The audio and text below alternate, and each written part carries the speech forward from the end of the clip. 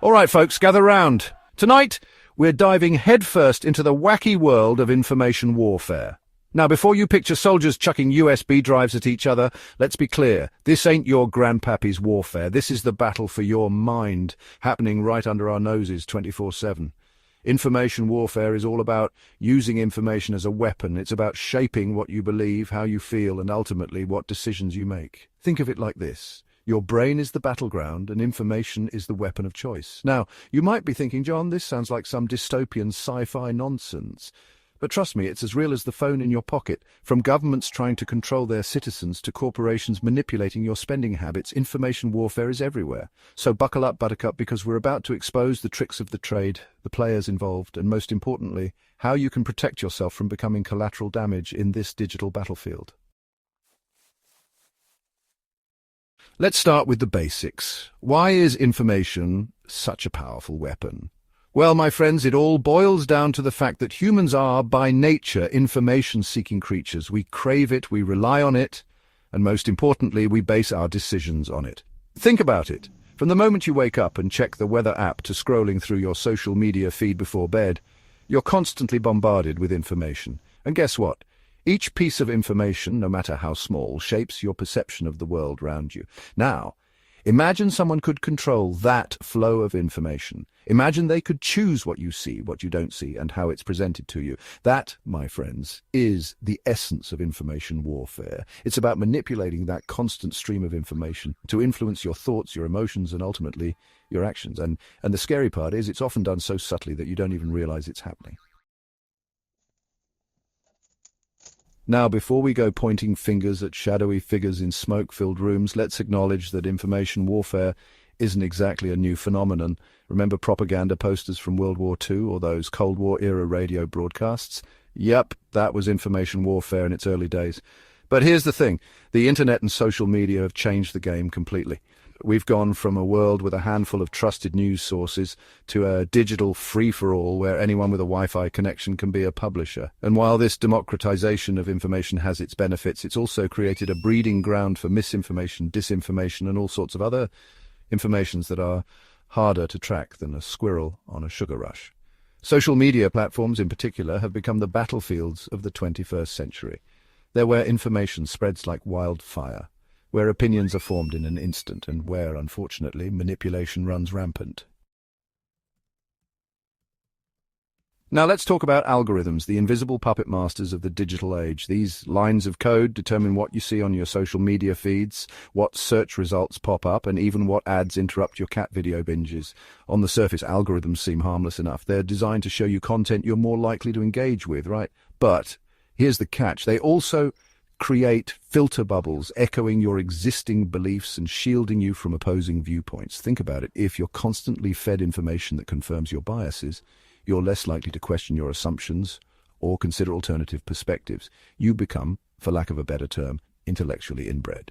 And that's precisely what makes algorithms such powerful tools in information warfare.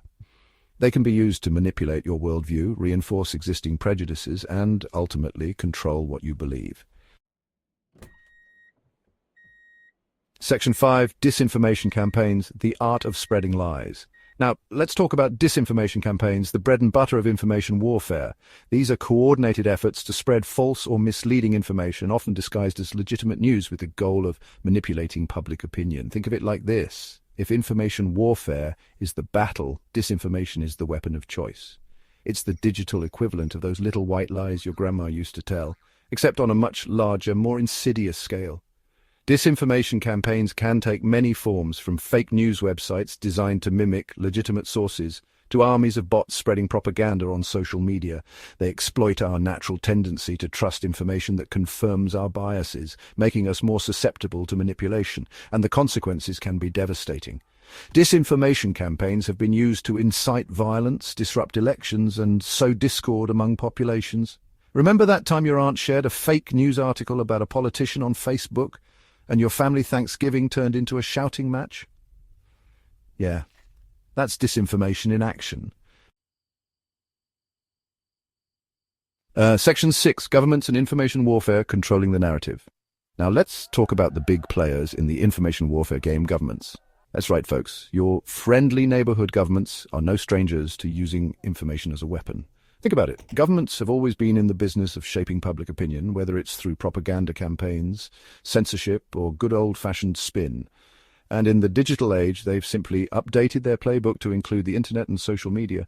Governments around the world engage in information warfare for a variety of reasons, from promoting their own agendas to discrediting their opponents to silencing dissent. They use sophisticated techniques, including hacking, leaking, and spreading disinformation to achieve their goals.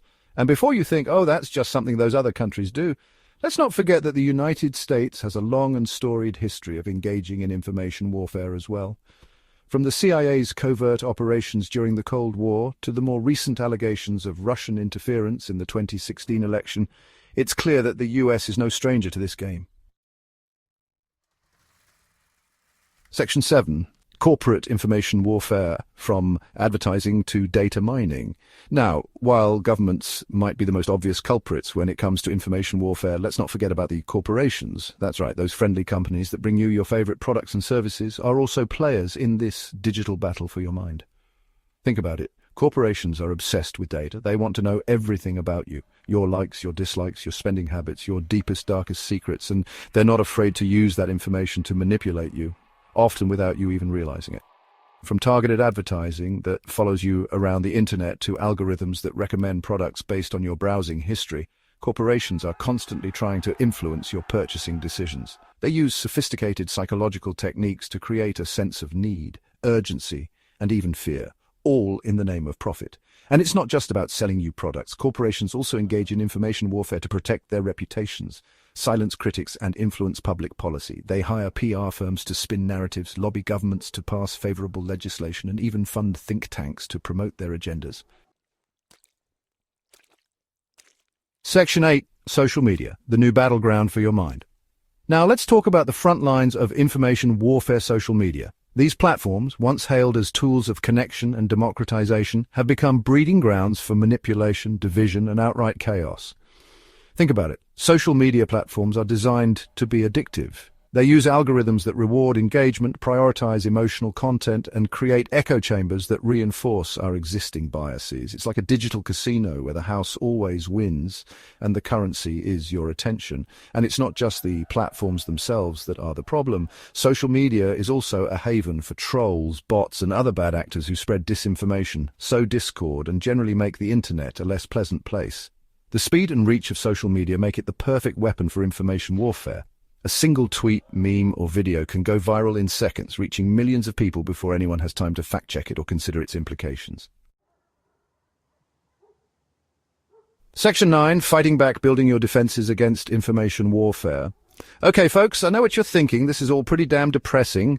But don't despair just yet. While information warfare is a serious threat, it's not a lost cause. There are things you can do to protect yourself and fight back against the manipulators. First and foremost, be skeptical. Question everything you see, read, and hear, especially if it comes from sources you don't recognize or trust. Don't just blindly accept information because it confirms your biases or fits your worldview. Second, diversify your information diet. Don't just get your news from one source, especially not your social media feed. Seek out a variety of perspectives, even those you disagree with, to get a more balanced view of the world. And finally, be an active participant in the fight against information warfare. Call out misinformation when you see it. Support organizations that are working to combat it. And most importantly, don't be afraid to have difficult conversations with your friends and family about these issues.